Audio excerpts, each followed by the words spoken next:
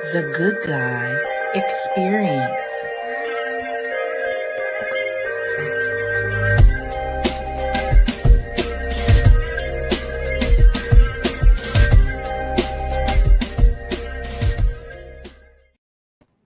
Hello, everybody. Welcome back to the Good Guy Experience. I am your host, Cleophas Cunningham. Tonight, I am Cleophas Cunningham in the building. And to my right, we got the one, the only Black Pearl in the building. Everybody, give it up for Black Pearl. Hey guys. All right, and to her right, we got my man in 50 grand. We got Tyrone in the building. Everybody, give it up for Tyrone in the building. What's up? And tonight we have two special guests, two honorable brothers in the building tonight. We got my homeboy. We got Dante in the building. Give it up for Dante, everybody. And we got the one, the only Boom Shakalaka in the building. Mr. Boom Shakalaka. Happening, people. All right, so Dante, I'm gonna start with you, man. Tell the people about yourself. Tell them a little bit about yourself, where you're from, what you do, and everything like that. Well, my name is Dante. That's for people who know me. Only people who know me and family can call me Dante. I'm from Tarboro, a little small town, little country town, Tarboro. Right now, I'm an entrepreneur. I have a little small business. I do a lot of welding. I work with the youth. I just got a lot going on, man. I it's so much to just name, things that I got going on and things that I'm doing and, what I'm all about. It's just a lot. But those are the main two things. Running my business and working with the youth are the main two things that I'm focused on right now. All right. And Mr. Shakalaka, Mr. Boom Shalaka, tell the people about yourself, where you're from, what do you do? All right, good evening, everybody. And as Cunningham said, my name is Boom Chalaka. Middle school teacher at Conway Middle School, right locally. Been teaching and working in education for 7 years. Grew up in Murfreesboro, North Carolina, homegrown, and I'm just glad to be here. Hey, man, and we're glad to have you both on the show tonight. So look, we're back tonight. We've had a little hiatus. We do apologize for that, but we're back. We're happy to be back. We're excited. We're brand new and we're fresh. We're going to give you some live episodes of the episodes and topics that you want. Has anybody missed the show? What has everybody been up to? What have y'all been up to during our absence, guys? What have you been doing? Silence. Well, your boy went to Charlotte. Say what? Oh, I'm sorry, boss.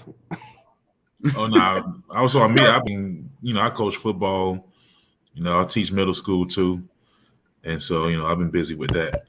It's the fall season, so I'm in there. Well, football season, almost everybody loves football, right? If not, they should. Something's wrong with them. And I know all you gentlemen have been super busy because the school season has started in the South, right? So you're being pulled, if not as a parent, as a teacher, as a coach, as a mentor, right? So you guys have been super busy. I'm so glad I'm past those stages. Yeah. Well, I have, I will say this. I have been, ecstatic athletic director for my middle school that I teach at, man. It's definitely been busy, but it's been rewarding. One step closer to getting to know the kids, building a relationship with our kids and everything like that, getting out into the community. And if Brother Dante, later on in the show, we got some things cooking up and that I'm very excited about as well. If he would like to express that later on in the show, we can. So I'm just ecstatic, man. The sports season is going on. We got girls volleyball, which I'm helping coaching. I'm helping coaching volleyball.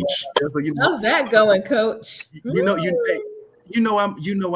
I'm dressing up in shirts and slacks and church shoes, so I'm sliding all across the gym floor. All you hear is I don't do that. I did a little bit of volleyball in high school, so I know you have to. It's not the same like a football coach at all when you do volleyball. So look, the gym ain't had no air conditioning, so we in there. The first day after practice, I'm coming in there, I'm sweating and everything. The principal come looking at me like, "What happened to you? Did they beat you up?" So, we ain't have no AC in the gym either. Our AC's out in the gym too. So brutal. So disrespectful. Oh my God. Well, air conditioner is a privilege. So I remember when I went to that college, they said air conditioner is a privilege. So I guess that's what's going on. All right, but getting into the show, guys, I want to start off with a couple of hot topics. We got Donda versus Certified Lover Boy. Has anybody heard any of the albums? And I mean, it seems to be a little competition going on here. Has anybody heard either of the albums? Which one is the best, and what are you rocking with? Do you feel like they even parallel each other? They have they're not on the same. I listened to the Kanye album. Yeah. I just I tried to like it, but I couldn't. Dang. I just couldn't do it. I don't know what it is. I just didn't. And then the Drake album made me a little sleepy. Wow. So, but because you know why? Because that Nas album blows it out of the water so bad. I just can't. The Nas album is the one they need to talk about. What? Album of the year. That's why I like you, Tyrone. That's why I like you. So after you listen to that, both of those albums are kind of like, eh. Well, you're going for two different, even though those like Kanye fans and Drake fans probably overlap. You are going for two different feels with those, with that music. You know what I mean? You're just two different feels. So well, they kind of taking personal jabs at each other. I know that they had a diss song with Drake, and he was coming, and it had Andre 3000 on it and everything like that. And they're taking their personal jabs. I do agree that they are two different styles of artists. I do agree that I've tried to listen to Drake a couple of times, and I mean, I'm like, I wouldn't advise anybody to go on a long trip listening to that album. It's like makes you sleepy. It's not whack, but it's just like it's sleepy music. Then. And Donda, I think that it's a little creepy to me. It's just a little creepy. I just couldn't really get into it. That's just my personal opinion. Yeah. Anybody else have an opinion? I ain't heard him on some real stuff. I've heard from your boy speaking of Lil Nas. I've heard his stuff. You said Lil Nas? Hold on one second. We gonna get to it. About. Oh, hey, no judgment. You a Lil Nas fan? That's cool. You say Lil Nas or Nas? Talking about your boy who's pregnant. Oh, Little Oh Nas. yeah. That's well, Lil since Nas, you guys have already brought it up, Keto Nas. Got you. Oh, yeah. Honest, I mean,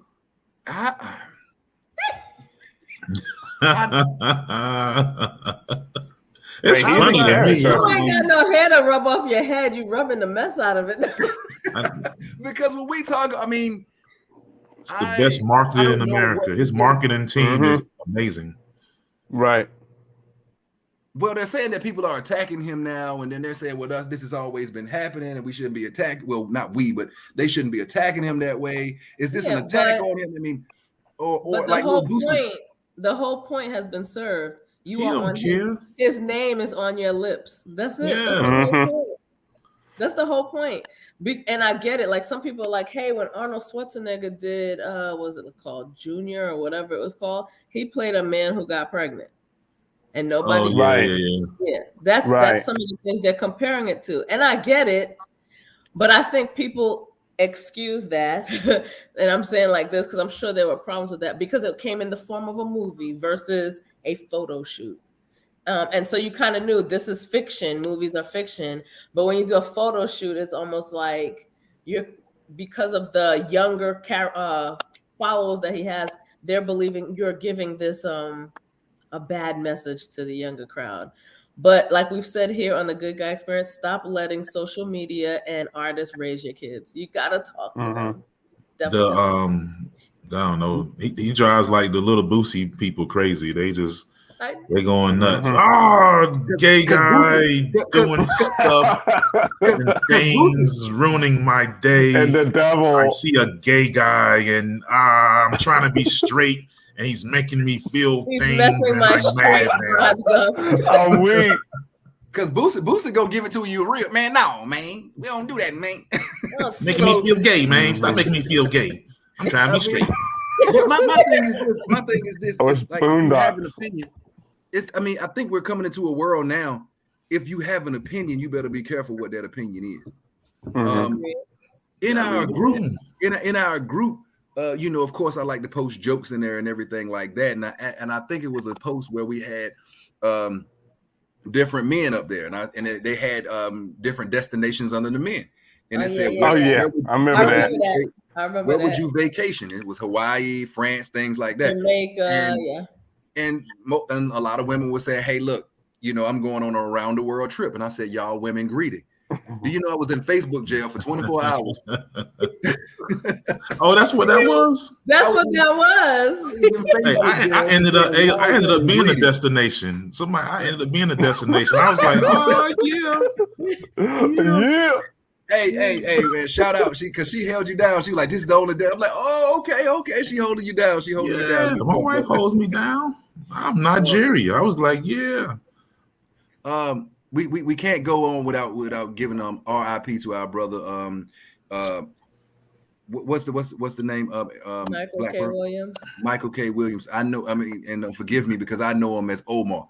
Yeah. I know him as The Wire. I know him as Mr. with the shotty. I'm much obliged to come up in there now. Yeah. You know, that was just an iconic role right there. That's who I know him as, man. Shocking news. Rest in peace, man. Great actor. So much potential. Yeah, he's a legend. That role was legendary. And I read somewhere that in an interview that he said that role helped him with his own issues that his struggles with drugs and stuff like that. I think it's just always a reminder, those things are in our face, but that's an everyday reality, behind the cameras, when you're not an actor or actress. But I think it's just a reminder that, a person could be smiling and have what you feel is everything and still be going through a mental torment. Is nothing as loud as the silence in your head, like the things you go through in your mind, because there's nothing that's going to stop you from hearing those things.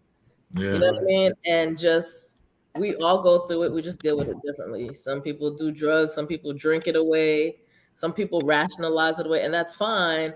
It's just, it is a struggle that everyone goes through, but yet nobody knows what the next person's struggle is. And addiction is a lifetime struggle, man. You can, right. That's a lifetime struggle. Once you deal with that, And when we think addiction, we think drugs, because but there's plenty of addiction. It's just some are more acceptable in society than others, right? So, but what a role, right? What a role! I still remember it like it was yesterday. This man was shot. This man was a one-man gang. This man pumps it. I'm much obliged to come up in there now. Everybody dropped what they doing. Like, oh my, coming like. One man, I mean, that's, oh my gosh, man, that was an epic role. And before we get into our main topic, we got one more. Who you rolling with? Fat Joe versus Ja Rule. That's the next one. Is that the next one? Oh man, when did that? Fat Joe, Ja Rule. I really, honestly, look, Fat Joe, I got a lot of respect for him as far as a staple in the rap community, as far as being one of those real street legends. I got a lot of respect for Fat Joe. I mean, don't get me wrong. I mean, because if you don't talk to legends without them bringing up respect for Fat Joe. But as far as those hits, Ja Rule was running stuff until a man named Curtis Jackson came on the scene. I mean, he had some tunes, man. I can't think of like you couldn't turn the radio Fat on Joe songs without "It's Murder." Like, I mean, you couldn't turn the radio on for about 2 years without Ja Rule. He was killing Ashanti. I'm from Queens, so when I hear stuff about like Ja Rule and 50s, I'm just like, I don't know, shaking my head like, okay. But I'm gonna listen because I like Fat Joe stuff. I want to be reminded of some of these verses. Help remind you of like what was dope about artists. Oh yeah, that was a tune. But, so, yeah. You don't want to hear "It's Murder." You don't want to hear that. But I don't think he has like the radio hits like that. Right. Does he have the catalog? Now, don't get me wrong. When you bring Big Pun in there and stuff like that in a Terror Squad, that might throw you a couple of extra hits. I mean, because Pun, oh my gosh, man. Wait, literally didn't. But I think they probably will bring up, because who's going to represent Pun? Someone has to represent. Yeah, they got to.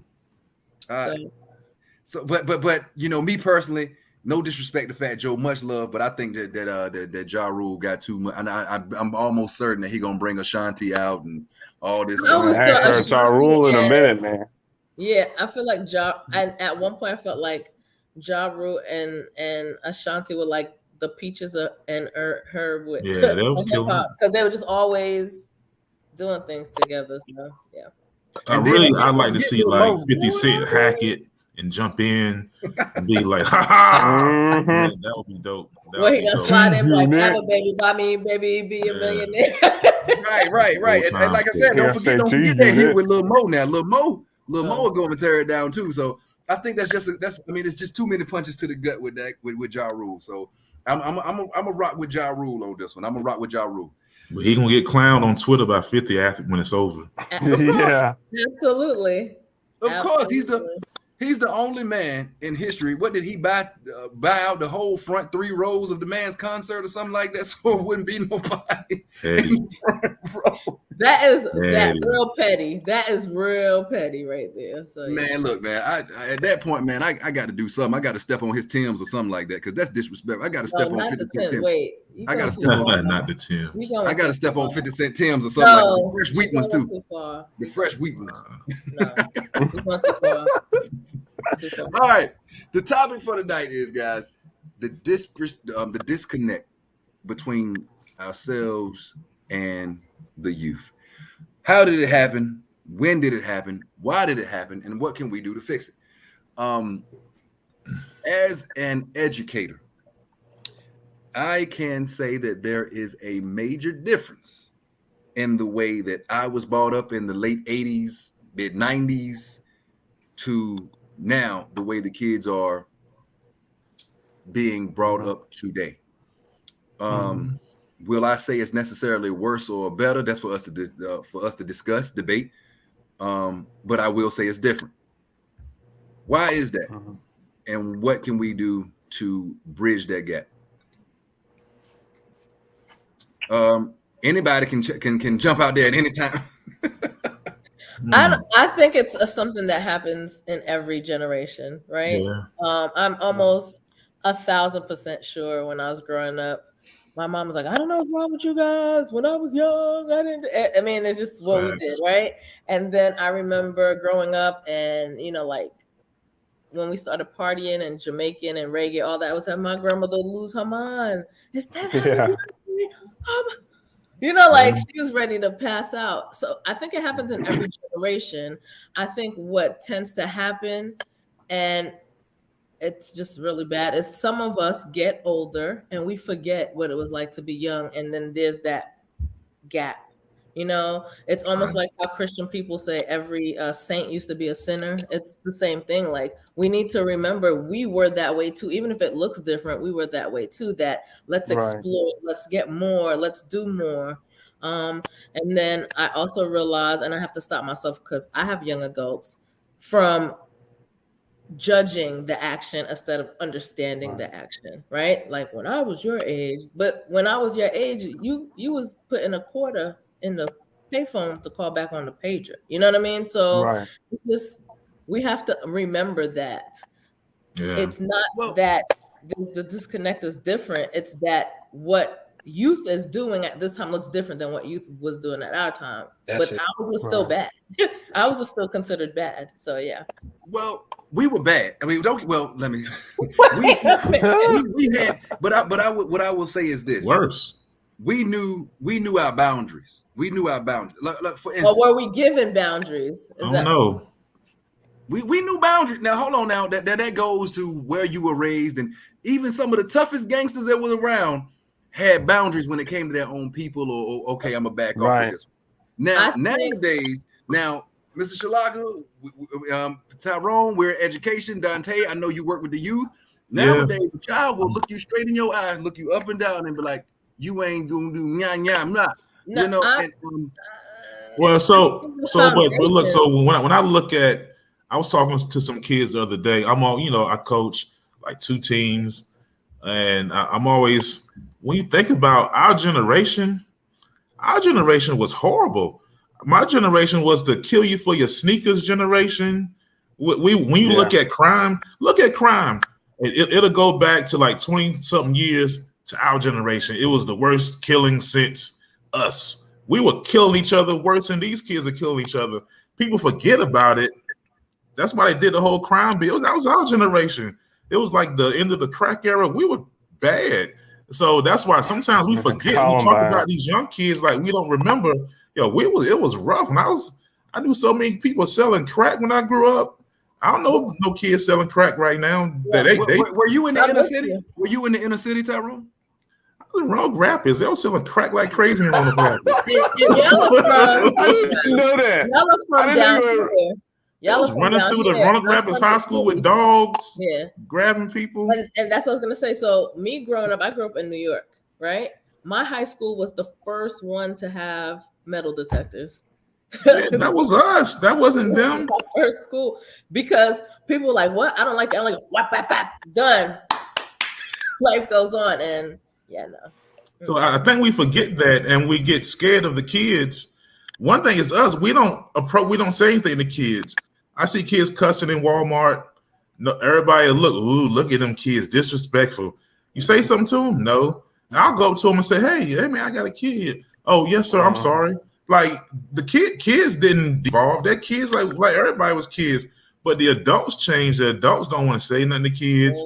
They don't want to engage. They scared. Oh, you can't say nothing to the kids. So the kids gonna wild out. It's on us. Well, maybe part of it is some of these. You can't blame some of these parents for being scared. They look like the Undertaker with dreads. You know what I'm saying? Also with the hoods on and stuff like that. Like yo, I'm kind of joking, but I'm kind of not. But it's kind of. I mean, but for somebody that's not in that world, could it be intimidating?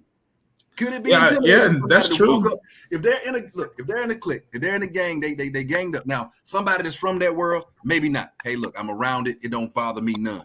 But somebody that's not from around that world, they're ganged up, they're clicked up, they're cussing and stuff like that. Who is going to walk up and say anything? Who? I mean, the disconnect though, the community used to do that. So that's the big change. I was going to say the village has changed. Yeah. The kids are still kids. Kids going to be kids.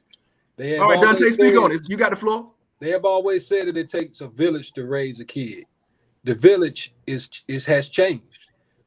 Parents don't want you to say nothing to their kids anymore. So, like Tyrone was saying, people don't say nothing to these kids. They in Walmart cursing and carrying on, and people don't say nothing to the kids because they don't want to have to deal with the parents. Correct. So the village has changed. When I came up, if I done something, my mama that had to be around, somebody was gonna correct me. They might even put hands on me, and then when I get home, I'll get hands put on me again. Yep. Nowadays that has changed. You don't do that anymore. So that's why the kids aren't the same. It's a different breed. Because they know we can't put our hands on. Oh, I'm gonna tell my mama. And what is mama gonna do? Mama gonna have your back regardless if you right or wrong. Right. So the village has changed. It's the community that has changed. Also, the generation, I guess, on average after us, teachers and people in school started telling them, if someone touched you could call the police. And that was not, maybe it started off as a good, like, hey, if you're getting abused, blah, blah, blah. But it turned to, you don't got to be scared of nobody. There's always a way out, right? And I think, just like Dante said, the village changed. You said we used to, respect our elders, sort of like what you're implying, but the foundation was there to respect. Like, I'm watching you through Mr. Johnson, through Miss Anderson, through blah, blah, blah. I had a cousin that went from one corner of the block to the other corner of the block, picking everyone's garbage can down. He got yoked up by like 2 neighbors and then his butt kicked when he got home by his parents. No one said, don't touch my child like that. You know what I mean? No one said that. Everyone was just like, that's right. Because not only is he disrespecting our neighborhood, it's a bad look, right? That's not the look we want. And I think that's gone. That basically like what's been said, it's gone. That's gone. So. As an educator, I do also feel like these kids go through things now at almost 10 times the capacity that a lot of our generation went through. They're having to deal with certain things. They're having to have weight on their chest. I was in a meeting with, of course I can't say students' names or anything like that, but I was meeting with some students, and they were speaking to me as I'm throwing out ideas, and they're throwing stuff back like, no, that's not going to work because of this XYZ. You guys don't really care because you think that you're helping, but you're really not. All you're going to do is you're going to put a Band-Aid on the problem, but the problem still exists. So I'm sitting there as an educator, like, well, damn. I'm like, well, what do I say after that? I mean, that's a very intelligent response from that student. Like, you look, what you're really doing is you're putting a Band-Aid on it. Are you really going to fix it? How can you fix it? How can you fix it, coach? And I mean, I'm sitting up and I'm thinking, I'm like, well, they're right. How can we bridge the gap? How can we fix this problem? That's the biggest disconnect. A lot of parents don't listen. A lot of grown-ups don't listen to these kids. You know, like you said, you gave them you gave them ideas and they gave you feedback. That's a lot of what I do. You know, hey, y'all tell me what y'all want to do. Tell me what it is that y'all want to do. What y'all want to talk about. When we have these roundtable open discussions, what is it that y'all want to discuss? I'm all ears, and I will give you the best advice I can on whatever, you know, we talk about. So it's more so of us having to listen to them and finding out what it ain't necessarily how we can fix it or what happened before. You know, it's the why you feel like this. You know, if we could find out the why, that'll help us get to the root, to the what they call a hollow core, empty core. We got to get to the root of these things, find out what's really going on. Why you acting out in school?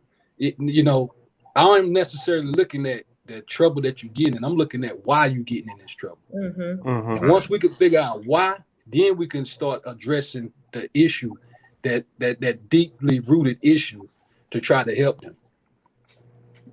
I think some of the other issue too is, and this is just from my experience, I notice a lot of adults take the because I said so approach to everything without realizing it's so important to build trust, not just in personal relationships, but with these kids. And that's part of the problem. They don't trust us.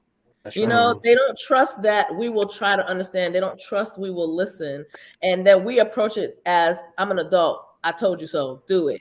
That's why, you know, I think overall, not just with youth, trust is such a delicate thing, right? It takes so long to build genuine trust, like for real trust, but it takes a second to lose it. And once you lose it, it's very rare that you get it back. And I don't think we realize that's exactly what it is with the youth. Like we go, oh, we'll help you, but we're not listening. And so we pull them in, and just as quick as they come in, they leave. And now not only do they say, I don't trust you, I don't trust adults. You get what I'm saying?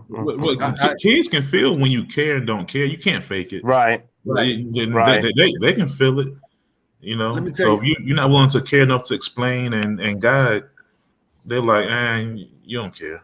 When I first got into education, I learned the biggest lesson ever. When I first went in there, of course, I'm nervous. I'm going in there. I'm hearing stuff left and right. When you go in there, you got to be militant. Let them know you ain't playing. I'm like, I got you. So I go in there. I got my chest poked out. I got my shoulders up. And the first day they listen, like, this is how it's going to go in my class because I said so. That I said so word. Now, when I came up, it wasn't an issue with trust. It was because I said so thing. It was when the teacher came in, I said do it because I said so. Now do your work. And I was so accustomed to that, what I was used to. So when I came in, I had the same thing. So that next day they came in and they tested me, and I was not prepared. Sit down or what? Well, I don't know. I don't know what to do now. Get back into that corner. My teacher that way. But what you said, that was, I mean, and they gave me hell. They gave me hell until they figured out, okay, this guy's not going anywhere and I can trust him. And the way that I gained that trust is I had to give a little bit of myself. Now, what I mean by that is, instead of going home, sitting on the couch complaining, oh, they were bad today. Hey, coach, you're going to come to my rec league that ain't about the school, but it's about 15 miles away from the school, but you can come check me out and come. Okay, coach, you're going to come to my volleyball game? And when I come in there, I'm the loudest one in the stand. Oh, here come. Then I slowly saw a turnaround. Now, I'm not saying every day was perfect. I'm not saying I went in there and every day was, oh my God, but it was slowly a turnaround. Okay, well, all right, he does care. Then they started to come talk to me. when they started to come talk to me, they come sit beside me. All right, coach, I got this going on. Yeah. So then students started to advocate for me. Come on, y'all gonna do coach like this? Sit down, shut up. Right. Oh, Yeah. so that's where it is. So it's giving a part of yourself instead of coming in with demands. So it's different. When I was in school, let's be honest, because let's be honest. When we came up, teachers didn't care about your trust. They didn't care how you felt. Sit down, shut up, and do this work on the board because I said so, or you're gonna get it. Now, I had a couple of good ones. Now it's not so much like that. I think also when we grew up, and this may not be for everyone. Again, I'm talking from my experience. I felt like more parents met the teacher halfway. You know what I mean? Like I wasn't getting dropped to school. When my teacher said, if you don't behave, your mom's gonna find out.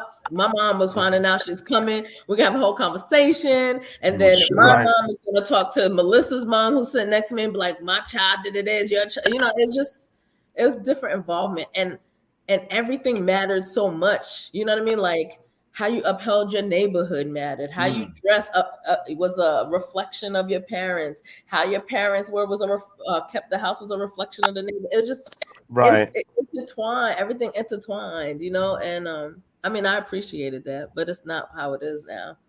So, but it can be again, though. Yeah. That's what I'm sorry.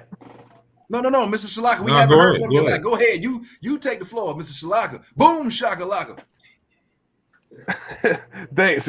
But yeah, that's what I'm saying. I think it can. And I was gonna talk about chess, you bring me up here. But like I learned a lot from the summer school working with my kids with chess because there's a lot of stuff I didn't know. Like the amount of Black people who play the game, and I'm going somewhere with this, y'all just hold out on me. So the amount of Black people who play chess has declined by literally 50% since the 80s. Okay. And like, there's never been a Black female chess grandmaster. And like, there's only 3 Black male grandmasters worldwide in the history of this game that's been around for hundreds of years. And like, we were able to have some really groundbreaking topics. And I noticed in that short amount of time, the amount of community it built with my kids, you know what I'm saying? And like, we were talking about even like, when a man plays against a woman in chess, like if he loses and he's like, oh man, I was feeling sick, And like that actually happened during one game. And one of my students stood up and said, hey, we read an article about this, you know what I mean? And then we started talking about feminism and like stand up for yourself. And so I'd argue that it can be built up again, like that sense of community, that sense of Black people, because what we're working on like this upcoming week is talking about philanthropy. Because we know, like, we don't see Black people in philanthropy. If it's not happening in the church, we don't see it anywhere. And so when I look at those big city school curriculums, that's what they're doing. And there's no reason why our youth, since, the top one, there's no reason why our youth can't do it. So I think, we just band together as a community, like put these things in place. It can be done. Like Cunningham, I'm using our stage names. Cunningham said, like, even in our district, we're moving up. And like, it's not like it can't be done if y'all feel what I'm saying. Like, it's not that it can't be done, but it's just that sense of community. Like, I know the school that I work at, even the atmosphere is like drastically different than what it was 6 years ago. And that's not an opinion. It's drastically different. And like, even meeting with a couple of kids today, they're like, back in the days, blank school, it wasn't like that. You get bullied, nobody was standing up for you and you weren't being protected. And it's not just those kids. I've heard it from lots of parents about that particular school. Like, if your kid gets bullied, that's it. The principal's not stepped in. No adults looking out for you. Y'all might do the little protocol, tell a trusted adult, like they've been through it. And like we said earlier, kids know when you're real. They know when you have an attitude. They know the teachers who have attitudes, and you're always sending them out and you don't want to address the root of the problem. And so I really hate to say it, it's something the adults got to do. And we want the youth to change to something. There's a lot of stuff we got to do. There's a lot of work we got to do. We got to lead by example, right? Exactly. Right. I think some of the issue is, I agree with you that the issue is us, right? What legacy are we leaving for these youth to believe in, right? But I think some of the reason why we're so, because I said so, and there's so many people who are just not genuine, is because there's a lack of knowing yourself, right? I can't give you what I don't even know to give myself. I can't pour from an empty vessel. I'm like literally just holding something upside down. And I think that's the problem. Like the lack of that, I think Shalaka said that community, but we keep going group. It really starts with self, like individual. I'm not going to mind my business. I want to leave a legacy for this next generation. A legacy does not only have to be wealth, like money, like health is wealth, knowledge is all of those things are a legacy. And right now we have such a deficit of the legacy of just genuinely caring. We don't have that at all. We don't have that legacy. And my thing is, if there's a lack of someone being genuine, then how am I ever going to touch anybody? You know what I mean? How am I ever going to be humble enough to step forward and go, look, dude, I was just the worst youth ever growing up. My mom was pulling her hair out, but look at me now. And let me tell you how I got there. And I say that to you because I'm a single parent, and I've heard my son say, guys walk up to me and like, man up, you need to man up. But no one is telling me what man up is. They just tell me whatever I'm doing right. Cliche. You know what I mean? And I always tell him that, like, I'm so sorry that what has been passed down to you is manning up is just working till you're dead and don't even care. That's not manning up. What does that mean? You know what I mean? It's so much in self that we need to work on before we go, here, this is what I'm leaving you. This is what I'm helping you with. This is me telling you, I've been where you are and you can do better. And I believe in you that you can do better. I agree 100%, Pearl. I'm gonna tell you one thing, that the mistake that I made when I first got into teaching, it's embarrassing to say, but we're being real here. When I first got into teaching, one thing that still makes me cringe to this day, I was so frustrated. I wasn't used to teaching. I said what children can't do. People would give me advice. Oh, they can't do that. Oh, they can't do that. I found out that I was wrong. I didn't have the broad the lesson plans, or I didn't have the broad enough horizons to present it in a way to make them interested enough. What I'm learning is when you give children who are giving you problems, or they like leadership roles. They like leadership roles. I have a student right now. I can't say that he's a problem child, but he's a student that was overlooked. If you talk to people, it's, oh, that's that student. I gave him a leadership role. He looked me in my eyes. I got you, coach. I said, you got me. I got you, coach. This student. I mean, I'm smiling right now as I talk about, because I'm excited. This student has been making 90s on tests. as an athletic director, I got called into the classroom today. Come here. Let me show you what this boy did today. I'm like, what did he do? A 90? I look at him. I'm like, he trying to, he trying to play hard, but he trying to hold in that smile. I'm like, yo, I see you. I mean, every day.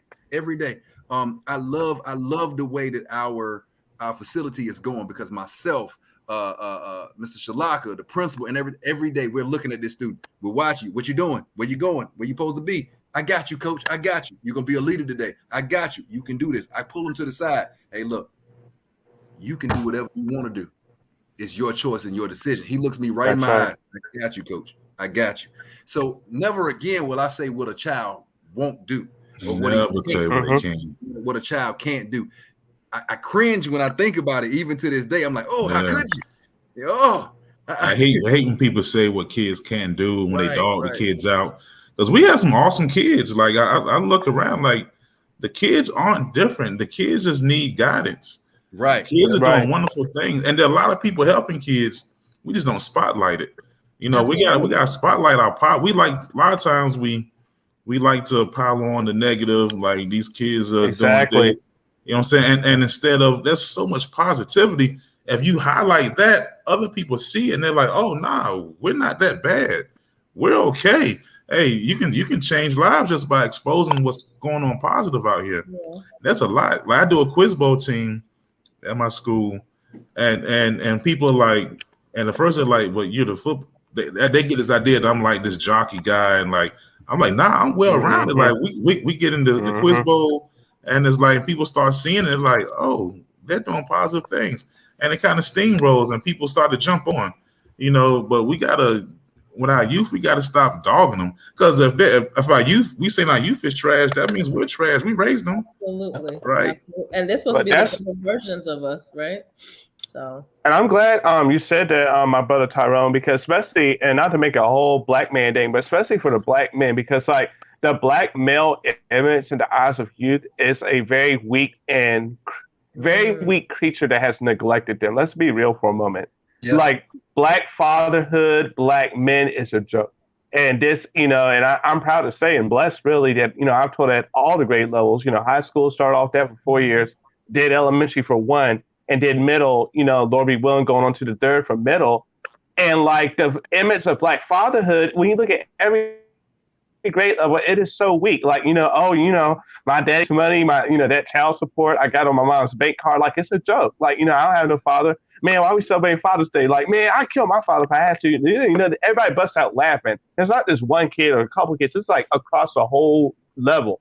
And like the image of black man, I'm glad you're saying that. Like, we have to redefine that. And that's what I'm saying. It starts with the adults. It starts with how are we leading? Are we always aggressive? Are we feeding into that? Like you said, if the athletic, you see the coach, hey, he's doing all right. He's doing quiz ball. Like, hold up now. Like, okay, there's more to a black man than sports. Like, I hate to say that. Like, you have to be reminded of that too. Yes. There's more to a black man than sports. You can see him playing chess. You can see him, doing giveaways or like fundraisers. Like, you can see a black man in different roles. Agreed. Oh, yeah. Absolutely. Agreed. Absolutely. I did want to mention one thing because somebody said it. We was talking about the kids, not downgrading the kids. I always take the baddest kid, what I used to call the baddest kid, the one who was always just doing something. And I got a revelation from a kid that just was irking my nerves. It seemed like I had I got a youth ministry and I had like 50 kids. And my pastor sent me way hour and a half away from where I live at. I'm like, okay, we got a youth ministry right here, 30 minutes from my house. Why I got to go way out here with these bad kids, these ghetto kids?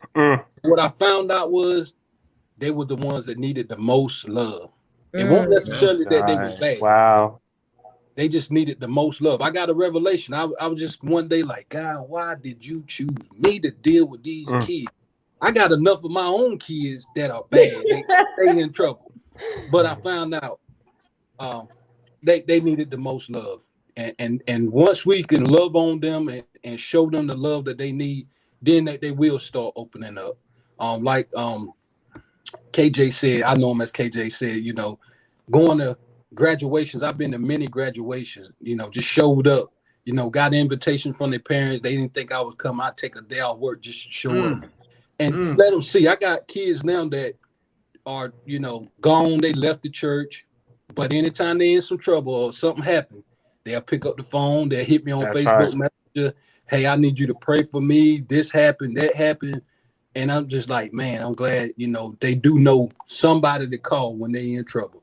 They do know that I got their back when they're in trouble. And that's what kids need nowadays. Yeah, they need to know that they could call somebody, pick up the phone and call somebody. Even when they at their lowest point, they could call somebody and somebody gonna be there for them. So like you said, them bad kids, they ain't bad. They just need the most love. Yeah. I got out that years ago in education. Like bad kids to me, a bad kid isn't, no kid is bad. It's a problem I need to solve. It's like a math equation. When I get a kid that's really challenging, I'm like, I gotta crack this one, and you gotta see it like that. How you gonna help that kid? I don't call kid bad. I hate when people say bad kids. There's no such thing. It's an equation. You gotta figure out why. It's a kid, Now don't get me wrong. Now, anybody that's out there that's looking to get into education or looking to get into mentoring, we're saying all of these things because we've been through things. Don't get me wrong. It can be challenging sometimes. Oh yeah. Oh yeah. I mean, it is not easy. It is not Wi-Fi acting up. I heard some of what you were saying. It looked like everybody. Uh-oh. It is not easy. Don't get me wrong. When I got a couple of math equations right now in my classes. Or you go to mentor kids, or you go to mentor kids or something like that. It is not going to be handed to you in a silver platter. They are not going to say, okay, here's my respect. Or here, I'm going to be good for you today just because you showed up in a suit and a tie.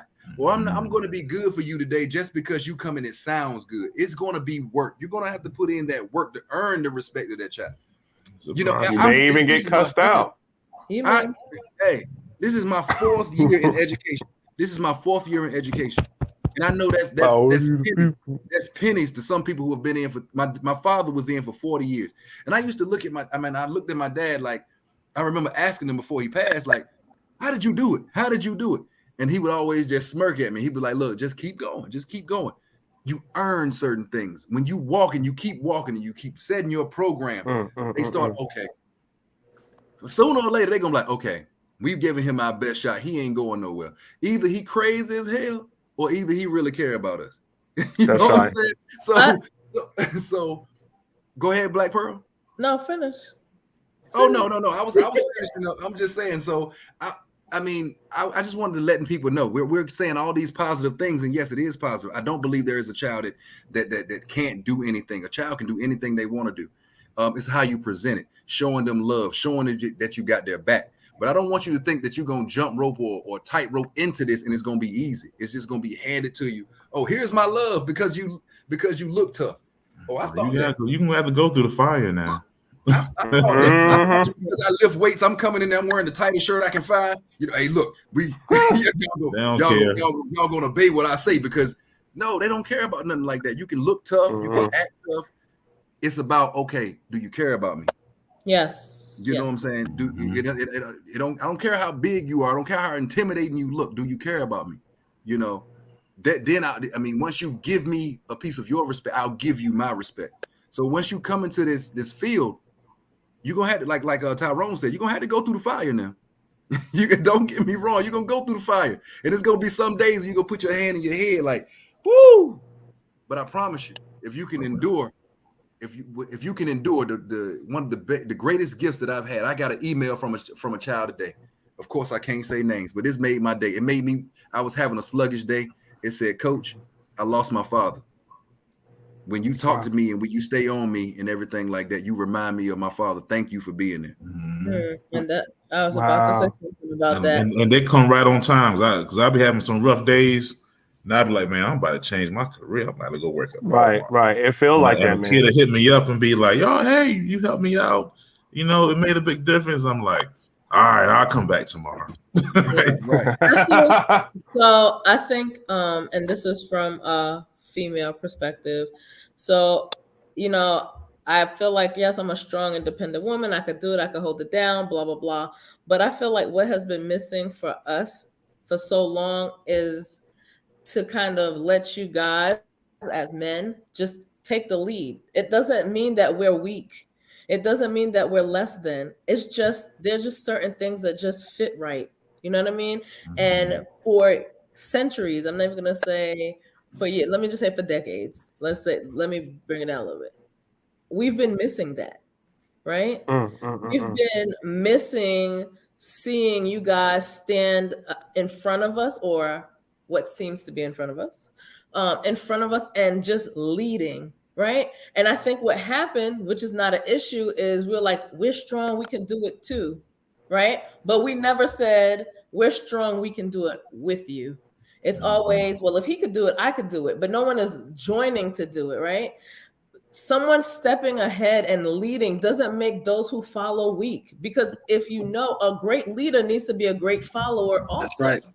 Right. And come on now. For me, I just feel like it is inspiring within itself to see a Black man step forward and go, let me take you to where I think we need to be. Right. Come on now. But it is not less of a woman to say, take me there, because there's a role for you there too. Yeah. You get what I'm saying? Like, if you want to think about the Christian way of thinking about things, not to say this is a religious thing, the man is the head and the woman is the heart, right? Right. But the head cannot survive without the heart. Nope. Yeah. Nor can the heart lead you to where you need to be without the head. If you think about the human body, and if it's in a coma, right? You could be brain dead, no offense, but your heart is like, do what you got to do. But that heart is not going to leave that bed till the head is moving and do what it has to do. It is an old-fashioned way of thinking. I get it. but it's one that still holds true. We still need to see the strong man lead and not just be angry, because that's what leadership has started to look like to our youth. Come on Anger. now. You know what I mean? He's mad. He's upset. You know, he's on TV rapping, but he's like, I'm gonna sleep with her. Blah blah blah blah. You know, it's like all of that. That is not leadership. That becomes anger. That becomes noise. That becomes filling that vessel that I said we need to pour into with fear. And I think that's what's like 100%. That's what's missing. Well, that's definitely what men need to. I had a conversation with some young men at one of my football practices about leadership. You know, they want to yell and cuss at people, and I'm like, it's not leadership. You got to guide people. You got to encourage and show them what they're doing wrong and be able to know how to guide them to do the right thing. And it's not always about yelling. You got to be calm when you're leading. A lot of times you can't lead, you can't lead wilding out off of emotion. So that's something that, we got to teach our youth. Yeah, our leadership should inspire, right? Yeah. Inspire you to learn more, inspire you to do whatever it is. It's different for everybody. It's not, I feel like leadership has turned into power tripping. And that's not helping. Come on now. Well, if you got to remind people that you're a leader every 5 minutes, you're probably not a good leader. I gotta say this. As Mrs. Shalaka, Boom Shakalaka, I know that you can agree to this. When it comes to leadership, I can say, don't get me wrong, this is not a shot at my anything else, but this year I have been shown leadership. This conversation, Mr. Shalaka, I know you can agree with this. If our leader of our see my hand. If our leader of our school was able to be in on this conversation, I believe that he would say some things that have everybody up here like, From the first time I met that gentleman, he's showing me, how to better myself for the kids. I'm new at education, and our leadership at our school is helping us reach our kids. So what I'm trying to say is, it's not just leadership for the children, it's leadership for us to reach the children. Exactly. You don't know how bad I wish that I could have invited him on this platform. I'm excited about my administration. I'm excited about the way our school is going, because it's like he's taking us under our wing and like, hey, look, this is how things go. And I know Mr. Shalaka can agree with me, because it's awesome. And I'm taking those tidbits and I'm using them, and I'm using them in the school system myself. And I say that to say this, it's just an awesome feeling. Black Pearl has known me for a long time, and she's seen me go from wrong to wrong. Oh, I can't do this. This is tough. I know you never thought that you would hear me say, hey, look, I'm excited about it. I'm excited about these kids. I'm excited about going to work every day. And I truly am. Yeah, I remember our early conversations about it when you first started. Me too. Yeah. But I think that is a story for someone one day, that you'll share that you weren't sure and you couldn't see the light at the end of the tunnel, but you didn't stop. You kept going. And that within itself is an inspiration. I didn't stop. I kept going. Mr. Dante, hopefully, I don't know how much you want to share about that, but like I talk about our administration and our leadership and your leadership, like I said, hopefully we're gonna be coming together real soon. We're gonna be coming together. That's right. But before I did want to say something about what she was just saying right then about how you would have stopped or wanted to stop, but you didn't. I will share this with y'all. I don't care. I'll share this with y'all. Yeah. I got a son that's locked up right now. It has been for the last about 3 years. He charged with murder.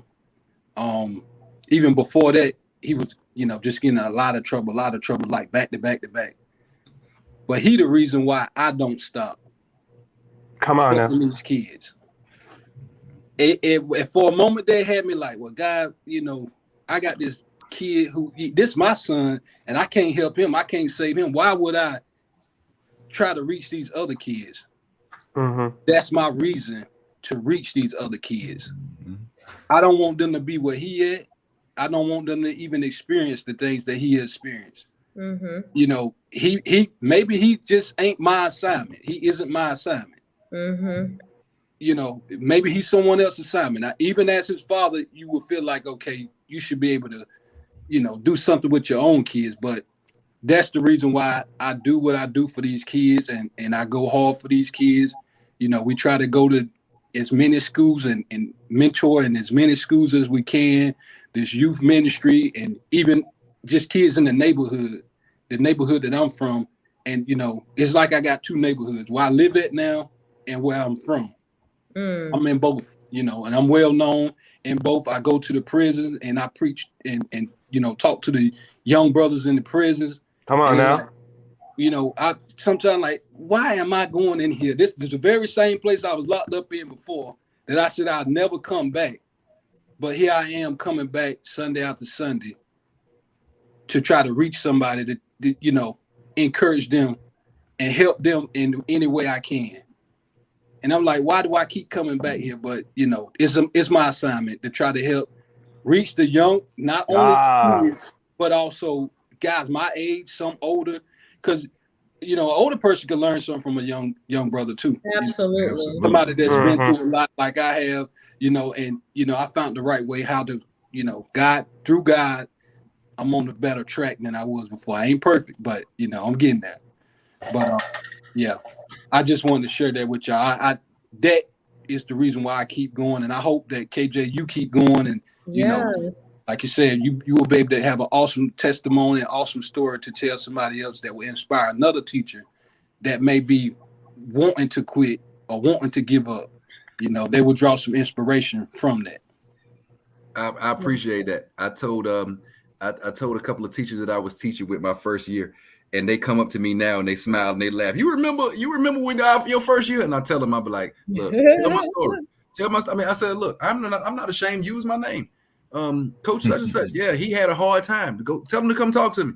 You know what I'm saying? I mean, hiding my story is just, you know, hiding nuggets from everybody else. You know what I'm saying? So I'm like, I'll tell my story. I will tell them. Don't give up, like you said. No, that's right. Keep going. Keep going. Yeah. Because right now, you know, like I said, every day isn't perfect. Don't get me wrong. There are some days where you're like, oh man. But I'll tell you what, you know, Mr. Shalaka, we know. But at the end of the day, you know, it's beautiful. Like I got a student right now. My first year teaching, he was in the 8th grade. This student is now in the 11th grade. He calls me, Coach, what's up? Before a game, he sends me his huddles and stuff like that. Coach, look at what I did, you know. I mean, and it's worth it for that. It's worth it for that because these kids know that you care, and since you invested in them, they're giving back to you. That's right. And all that you went through is, right. I can't describe that feeling to get that text, and it's like, oh my God, you know, right? Yeah. Getting emails from students. Hey, Coach, we miss you. You know, don't get me wrong. You know, I have a going joke. All the teachers know about it in school. I go around and I be like, hey, what you doing? They be like, I ain't doing nothing, Coach. I'm out here in the hall. Terrible. So no, you know, so now they'll email me like, Coach, I miss you saying terrible to us. You know what I'm saying? And stuff like this. So, he does too. It's amazing. It's a wonderful feeling, guys. It's a wonderful feeling. But I really enjoyed tonight's conversation. I do want to say this. I think our viewers weren't where they were supposed to be because we haven't been active in a while, and I will take responsibility for that because I've been, you know, active in a new role and things like that. But we gotta do better at getting our people to be involved in things that really matter.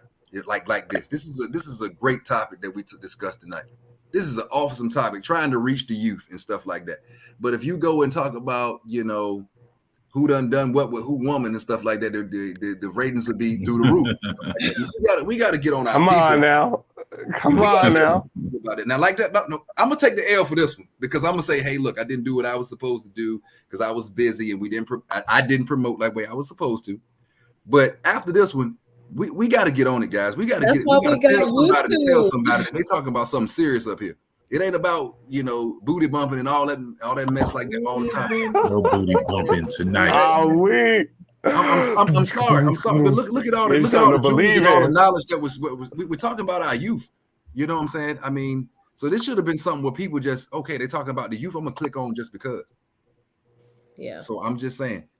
But we're gonna go through with our final thoughts, and we're gonna start with you, Boom Shakalaka. Man, I just thank you, Good Guy Experience. Like, it's always like, I'm always blowing up the comment section. Like, I love what y'all are doing. I love the Black leadership. And again, like you're saying, like, we got to get the word out there. One of the themes for our school this year is like telling our own story. And, we can't be ashamed, within confidentiality to tell our own story, our own testimony, because that encourages somebody. I know me and Coach, we feed off each other's energy at the school I'm at. I see the great things he's doing. He sees the stuff I'm doing with working the chess and with the special ed. And we need that. I know I need that. Like, I would have resigned this January, just being transparent, if it wasn't for, my former coworker, very strong Black queen, tell me, hey, don't quit, Chalaka. No, don't let like one leader deter you away, because if your leader ain't right, you're not going to feel right, and you're going to want to quit. So we got to remember to remind each other to stay in it.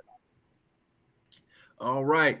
Mr. Dante, what's your final thoughts for the evening? Hey, man, I just appreciate the opportunity to be up here. It's an honor for me to be up here, on y'all's platform. I gained a lot of knowledge and wealth from you all.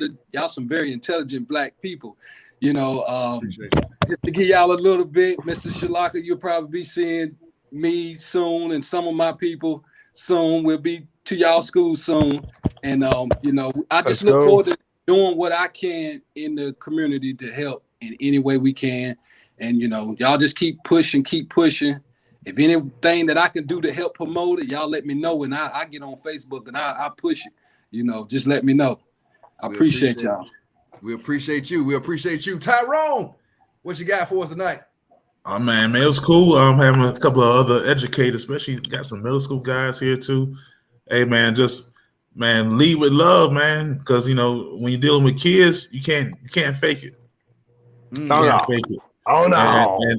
And really, the way I see it, man, it's like, it's like you're going to enlist in the war to save kids. We can't be scared. We got to be able to approach kids. We got to love the kids more than we're scared of their parents. And for me, it is what it is. If there's a problem, I deal with that problem. I love the kids. I'm gonna try to help them. So we got to love them more than we worry about all the other stuff. And I'm kind of leave it at that, but we gotta leave with love. That was strong. Black Pearl, bring us home. I think that we're always looking for what's wrong with our youth and where the disconnect is, and I feel like the disconnect is with self. We have forgotten to have faith in ourselves, right? We believe that if we put a corset on but still eat fried chicken and fast food, we're going to be skinny, right? And we believe that if we don't take care of our body but we build muscle, that we're still healthy, but we won't take the time out to believe in someone else's dream or believe in someone getting better or believe past that person just being a bad kid. It takes nothing to believe in someone. It just takes not giving up on them. So I think we need to stop saying, hey, let's look and see what's wrong with you, and look at these 3 fingers right here and ask ourselves, what are we missing that we can give to this problem that we see so that it'll be better? It starts with us. That's me. It starts with us. Great stuff tonight, guys. Great stuff tonight. I'm gonna end the night with the youth. I want to sing a song. I believe the children are our future. Thank you. I played that in my PE class. I'll be clowning. I'll be blasting that, and I'm like, here we go. It's my inspiration for the day. They'd be like, oh, coach, turn it off. Boy, I was about to ask you, what was in that red cup? I thought you were about to start singing. Hey, I was about to take it there. I sing for my students all the time. They're like, no, coach, don't do it. So, but all jokes aside, guys, all jokes aside, there's nothing a student can't do. It's about us reaching the students and doing everything we can to reach our youth, because they really need us. They need our guidance. They need our wisdom and things like that. Just as we needed the wisdom from the elders when we were coming up. So don't give up on our youth. That's the only thing that I can say. Don't give up on our youth. And if you choose this path to work with our youth, whether that's mentorship or whether that's education, just do understand that it's a journey. It is a journey. You're going to have to put in work. This is something that you cannot go into just for a paycheck. I'm Oh, sorry. no. You cannot go into this just for a paycheck, because I'm telling you, you're not going to be happy. You have to have a genuine love for our community and for our children. And if you have that, come on. How he do on Dave Chappelle? Come with us. Come on now. Come on now. And if you have that, come on. We would love to have you. Our children need us, y'all. But until next time, it's been a great conversation. We appreciate everybody that showed up and everything like that. And next week we'll be with you with some more fire heat, guys. And thank you for joining the Good Guy Experience, where the experience is always good, guys. Have a good night. Night, guys.